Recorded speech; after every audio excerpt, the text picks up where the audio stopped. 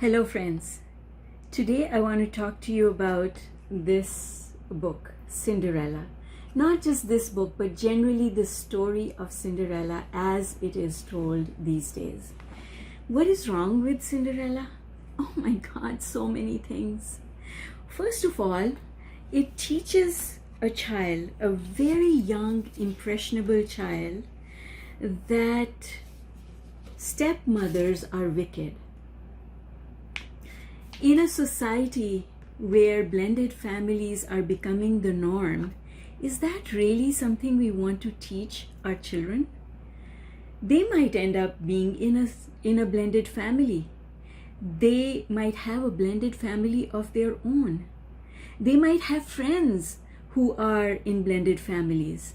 Can you imagine if they think that their friend's stepmother is a wicked witch, or that if they have step brothers and sisters, that their step brothers and sisters are horrible people? That's not what we want to teach our children. We want to teach our children that everyone is beautiful, and to not only make it cruel stepmother but ugly stepmother. Don't we want our children to think that everyone is beautiful? So I really think that this book, Cinderella, needs to be rewritten, and that is exactly what I'm doing.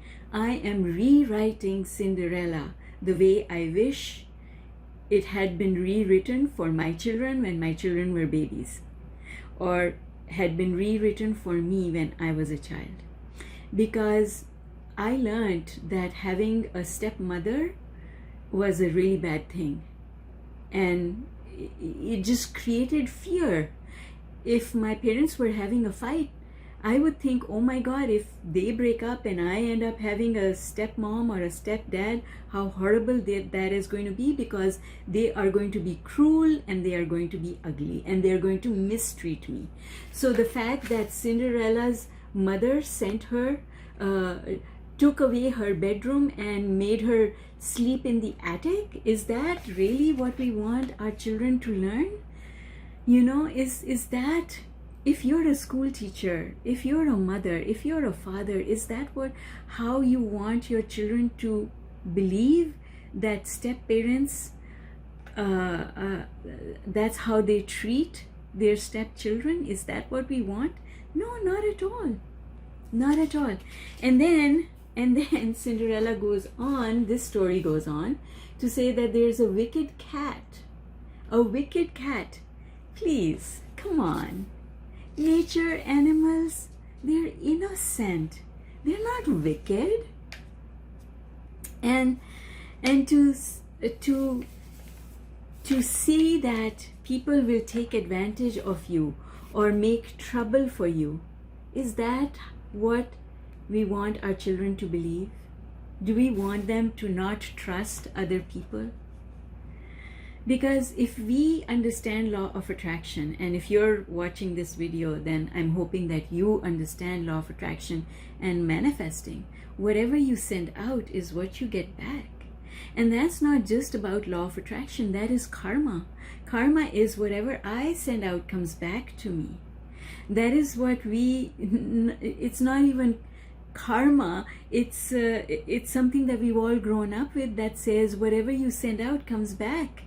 What you sow is what you will harvest, right? So are we going to teach our children? What are we going to teach our children? That's what I want to ask you.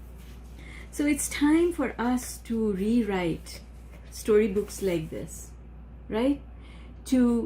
Now, if you say that this person is a wicked person, this is a stepmother, she is wicked and she's ugly, then you have created a picture in the child's mind of what wickedness looks like, right? Don't do that. Let the child remain innocent. And then to say that people are vengeful and that they are going to snatch good things away from you, is that really what we like? This is bullying. You think how If children start believing in bullying and then they go to school, what are they going to attract? Remember, wherever attention goes, energy flows. And wherever energy flows, that is what becomes bigger. So right here, we are teaching children how Cinderella was bullied by whom? By her wicked stepmother and her wicked stepsisters. Oh my God, don't do that. Don't plant the seed, because whatever you plant is what you will harvest. So then putting it into the correct context, how does magic happen? Magic happens when you give up fighting, when you stop saying that's right or wrong. Here, when Cinderella gives up, fairy godmother appears. Miracles can happen. Things can fall into place just like that. If you stop fighting, when you give up, you give up resistance. You give up the fight. So then Cinderella is able to go to the ball and her dreams come true. And yes, that's the positive aspect of this book. It's that magic that says all things are possible and whatever I wish for can come true. Yes, we absolutely want our children to learn that. We want them to learn that there's a possibility for all dreams to come true. And you don't have to figure out how that will happen. Someone will appear somehow to bring you what you need. So then Cinderella ends up going to the ball and meeting the prince. But then what we don't teach them is that when Cinderella becomes afraid again, that's when the magic disappears, right? Because it's the fear that returns. The fear of breaking the rules returns, and then magic evaporates, and she is returned to being who she was before, dressed in rags, right? So to think that your stepmother is going to treat you so poorly that you're going to live in the attic and be dressed in rags, please, that's not what we want to teach our next generation. And then to say that your stepmother is so horrible that she's going to lock you in the attic so that you're not going to be able to get your dream. Please don't do that. Let's not do that to our children. Make them so afraid of having step parents, right? Okay, so then in the end, Cinderella is able to manifest the prince. But you see what I'm talking about? There's so many issues with a storybook like this. Be careful how you read this story to your children, because you have to explain to them what's happening in between. And really what I would love to see is for Disney to redo Cinderella and make it for these present times.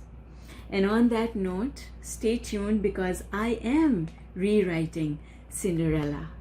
I am rewriting Cinderella in the manner that I want my grandchildren to receive it. It's too late for my kids. But my grandchildren and the children of my friends, I am rewriting Cinderella so that this story can be told in a different way. Stay tuned for that. Love you all lots. That's all I wanted to share with you. Bye for now.